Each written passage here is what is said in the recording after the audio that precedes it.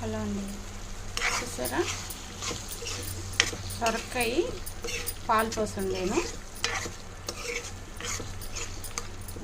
ఇది ఇట్లా చేసుకుంటే మనం చక్కగా అన్నంలోని చపాతీలోకి కానీ అన్నంలోకి కానీ రాగి చెంగల్లో కూడా బాగుంటుంది. ఇట్లా చేసుకోండి, బాగుంటుంది. ఇట్లా దగ్గరికి అయిపోయింది చూసారా, చాలా సింపుల్గా చేసుకునేది ఇది.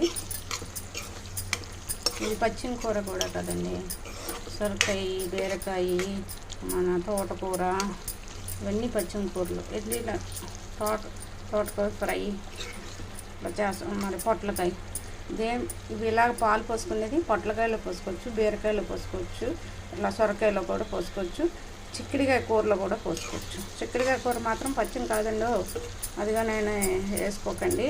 ఇవేంటంటే బాలింతకు కానీ మనకి జ్వరం అది వచ్చిన వాళ్ళకి, దెబ్బలు తగిలిన వాళ్ళకి వేసి పెట్టేది ఇది.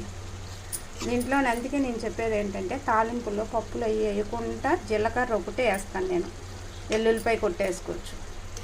అంతేగాని తాలింపులు మనకి పచ్చిమి కూరల్లో పెట్టేటప్పుడు శనగపప్పు అవి తగలకూడదు కదా, అందుకని వెల్లుల్లిపాయ, జీలకర్ర, పచ్చిమిరపకాయ కానీ ఎండుమిరపకాయ కానీ తాలింపులు వేసుకోవచ్చు.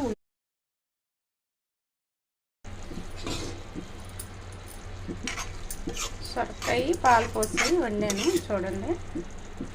ఉల్లిపాయ, పచ్చిమిరపకాయ, చక్కగా నూనె పోసుకొని కళాయిలో నూనె పోసాక కొంచెం జీలకర్ర వేసాక మనం ఉల్లిపాయలు, పచ్చిమిరపకాయలు కూడా వేసి వేపాక ఈ సొరకాయ ముక్కలు సన్నగా కట్ చేసుకుని, సొరకాయ లేతగా ఉంటే తొక్క తీయకండి, దాంట్లోనే చాలా పోషకాలు ఉంటాయి, మంచిది.